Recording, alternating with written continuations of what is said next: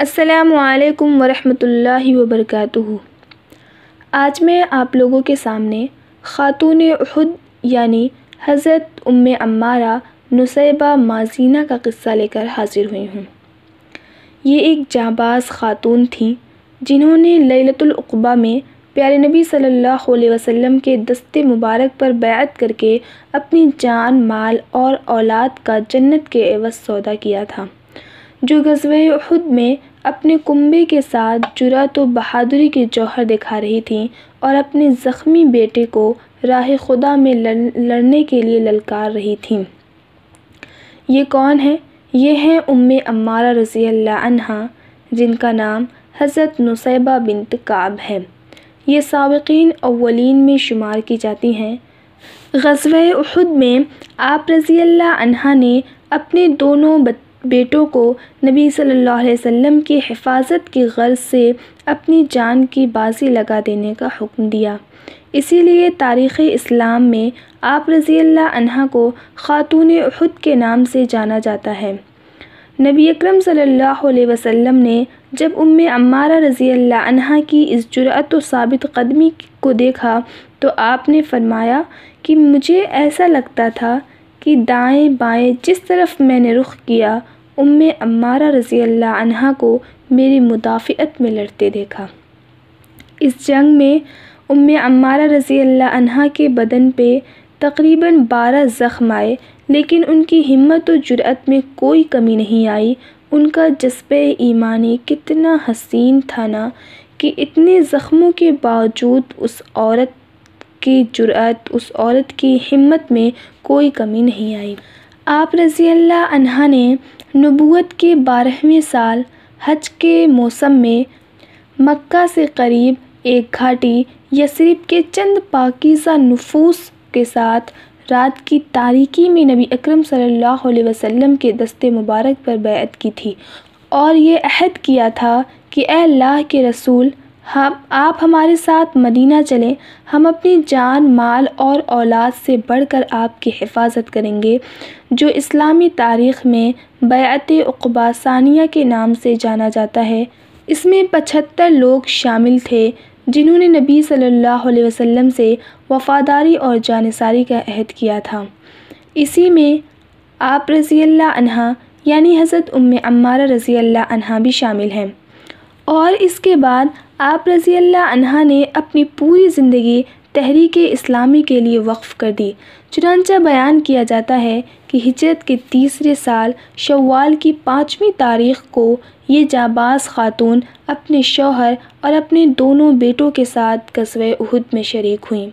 اس وقت مشرکین مکہ کا صرف ایک ہی مشن تھا کہ وہ نبی اکرم صلی اللہ علیہ وسلم کی ذات گرامی پر حملہ آور ہوں، لیکن آپ رضی اللہ عنہا کے بارے میں بیان کیا جاتا ہے کہ آپ نے انتہائی ہمت اور حوصلے کے ساتھ تلوار سود کر آپ میدان میں آ گئی تھیں، اور آپ رضی اللہ عنہا نبی صلی اللہ علیہ وسلم کے قریب پہنچ کر کفار کے سامنے بالکل سینہ سپر ہو کر کھڑی ہو گئی تھیں۔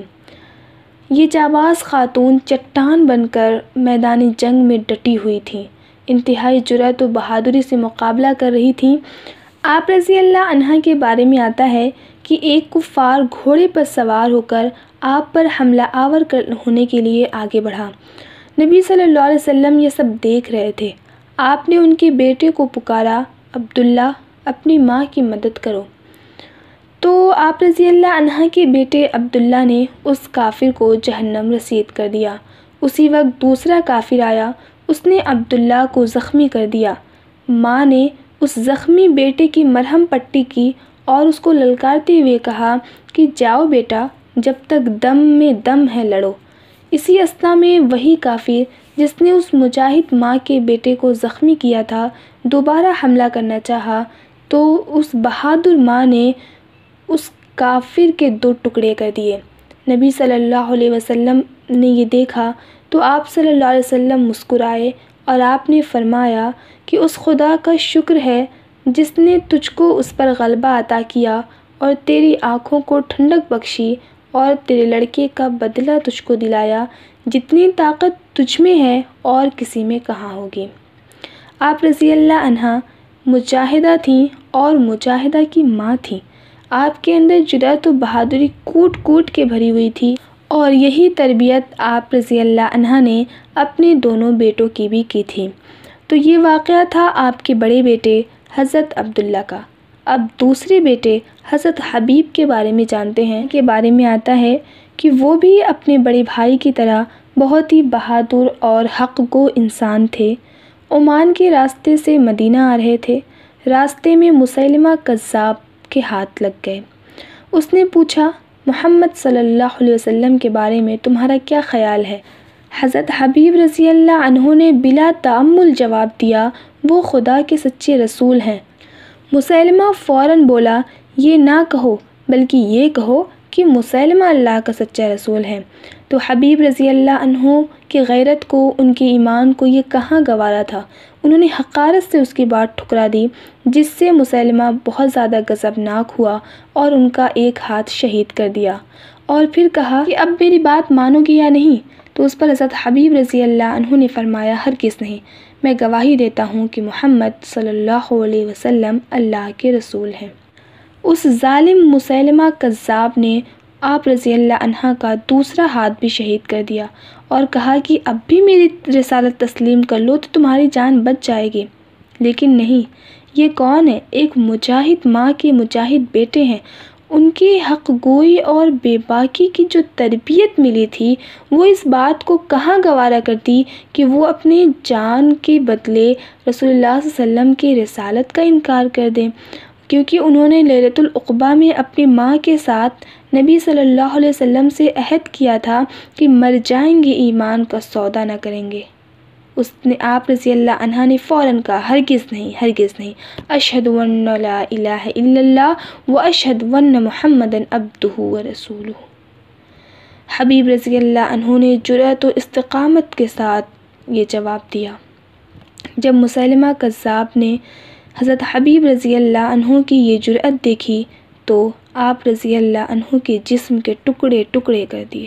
اس طرح حضرت حبیب رضی اللہ عنہ نے اللہ کے رسول کی رسالت کی شہادت دیتے ہوئے اپنی جان کو جان آفری کے سپرد کر دیا۔ انا للہ و انا الیہ راجعون۔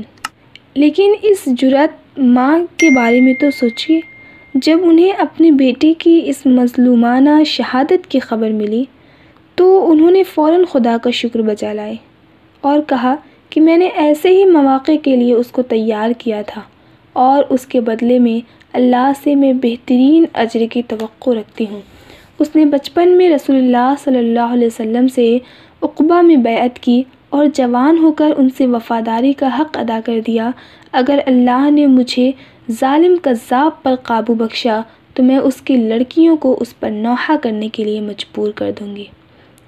اور یہ بات بھی آپ رضی اللہ عنہ کی حقیقت ثابت ہوئی کہ ذی الحجہ کے مہینے میں جب جنگ یمامہ ہوئی تو اس دوران عمارہ رضی اللہ عنہ کے پہلے بیٹے یعنی بڑے بیٹے عبداللہ بن زید نے انتہائی جوش و جذبے کے ساتھ حصہ لیا اور جرأت و بہادری کے خوب جوہر دکھائے، اور اسی دوران آپ رضی اللہ عنہ نے ظالم مسیلمہ کذاب کو واصل جہنم کر دیا اور اپنے شہید بھائی کا انتقام لے لیا۔